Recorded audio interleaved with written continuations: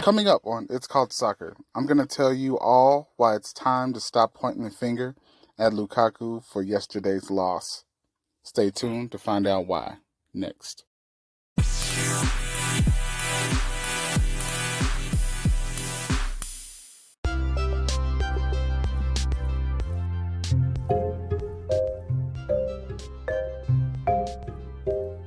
Welcome back to It's Called Soccer.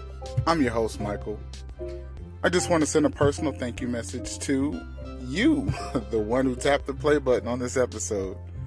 Alright, now for today's business. At first glance, it's super easy to look at the way he performed, in particular, the 5 misses, and blame the fact that Belgium didn't get to go on to advance on Lukaku's lack of ability to find the back of the net. But let's be real here. It really should not have come down to that, and I'm going to explain why. So first off, when the World Cup is played mid-season, squad selection should always come down to who's in form heading into the tournament. There are no warm-up games, and for the most part, no friendlies. So you have to be ready with your best squad as soon as the tournament starts. Now for Lukaku, he has only played less than 270 minutes, and I think it was like 266. And his last game was August 13th, which was 110 days before yesterday's collapse. 110 days. And in that game, it was only a game where he was subbed on for 20 minutes. He didn't even start the game. So the man was not in any sort of recognizable form, and he was not even fit to play because he was battling a hamstring injury. Now, the fault lies with their manager, Mr. Martinez. And his fault is he's the one who picked the squad that he picked to play a way that he's never played before. And we'll talk about the formation that he chose a little bit later. But he is the one who chose Lukaku, knowing he wasn't in good form, knowing he wasn't getting minutes, knowing the way that he wanted to play this tournament. And the expectations have been sky high for Belgium. And, for good reason. To say they are just talented is a gross, disgusting understatement. There are 8 players in this current squad who are the 8 most capped Belgian players of all time. So you're talking about a group of dudes that know how to get it done. They also finished 3rd at the 2018 World Cup in Russia. And the only team to beat them in the Euro 2020 tournament is the team that went on to win it all, which was Italy. So you have Belgium finishing 3rd in Russia at the World Cup. And then they only lose in the Euros to the team that wins it all. This is a talented group. I wanted to make sure I laid that out first before we continue.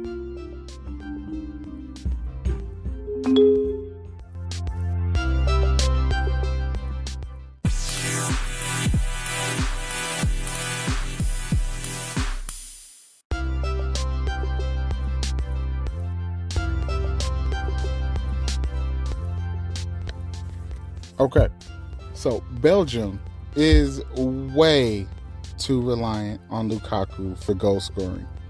When you look at Belgium in the World Cup, they have scored 1 goal on 34 shots in 3 games. Let those numbers sink in, because I don't think you heard what I just said. 1 goal on 34 shots in 3 games. Tactically, they were already in unfamiliar territory, as I alluded to earlier.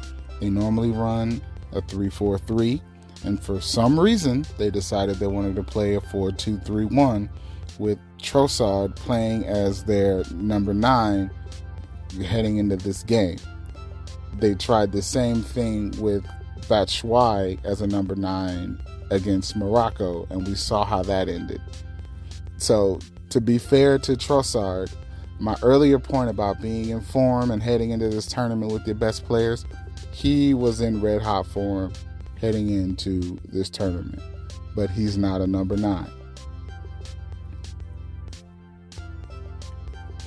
Batshuayi's problem and Trossard's problem were both the same. They failed to be able to do any hold-up play, and they also failed to get in behind. So in this win-or-go-home game versus Croatia, Belgium was every bit of what I said they were on yesterday's episode. I said they were old and slow. That's it, period. The fact that they brought Lukaku in comes down to the fact that he was needed because so much of what they were trying to do relies on what Lukaku does best, and that's hold-up play and getting in behind. And it's sad to say this, but at less than half fit and out of form, Lukaku seemed to be a much better option for Belgium than a fully fit Michy Batshuayi and a fully fit Trossard heading into this game. But that's also something that wasn't a really good sign for Belgium. But there's absolutely zero doubt that Belgium played better. They did play better once he came to the game. That's not up for debate. That fact alone shows just how good of a player Lukaku is. Given his level of fitness, though, it was doomed for disaster. But I want you to remember this. This guy has scored 51 times in 52 games for Belgium. I don't think you heard what I said. 51 goals in 52 games for Belgium. That is much better than other guys that people rate way better than they rate Lukaku. But his numbers, they speak for themselves.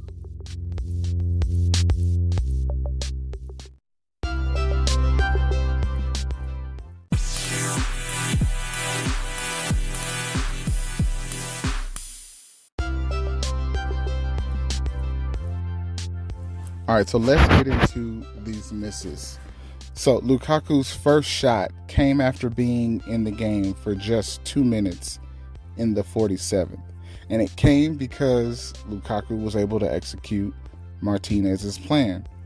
And that is use that big body for some hold-up play and get your back against the defender. There was a cross that came in, and it came in far post. And it wasn't considered a great pass because KDB was like leaning backwards when he crossed it in. But the fact that the ball even got on target shows you the quality of player Lukaku was. The second shot came in the 59th minute, and the shot came off of a rebound from a missed chance created by Carrasco.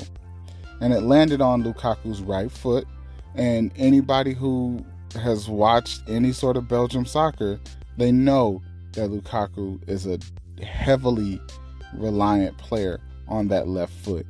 So he chooses to go for power for whatever reason, and he's being closed down by their center back, and I don't want to mess his name up, so I'm just going to call him Josko. And the shot just ended up hitting the right post off of his right foot. Again, not his best way to be. The third shot came in the 62nd minute, and even if the shot would have gone in, VAR would have erased the goal. KDB actually dribbled the ball across the byline before crossing it back into Lukaku for a header, but the shot missed anyway. And that dribble out of bounds was similar to the goal that Japan actually ended up scoring against Spain. The fourth shot, it happens in the 86th minute, and it comes from like a hot potato type pass after it's crossed in to Meunier, and he passed it first time to Lukaku. And it's, to be honest, it's less of a shot, and it's more like the ball just hit Lukaku's leg and rolled off of it. And of course, it goes wide right. Again, just An unlucky scenario for Lukaku. The fifth and final shot, it comes in the 89th minute, and it's from another cross to the far post. This time, it's a perfectly played cross from Torgan Hazard. But Lukaku makes a critical mistake, and he decided to take a touch with his chest before just trying to shoot it. And instead of a well-placed header, he whiffed. It ends up going wide right, and instead of going into the back of the net. But even after all of these misses, I still say that these chances aren't even created if this dude is not in the game. They go from trash chances being created with Trossard to clear-cut goal-scoring opportunities. The ball just didn't find the back of the net. And that is all I have to say about that, as the great philosopher Forrest Gump would say.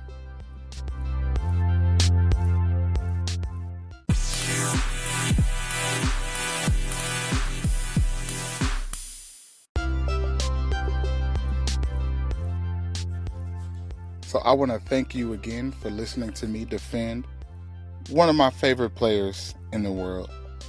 If you enjoyed today's episode, please consider giving me a rating on Spotify and Apple Music, preferably 5 stars. It helps the show a lot. And remember, the voicemail line is open, and I would absolutely love to connect with you, the listener. So please leave me a message. I'll catch you guys next time. Later.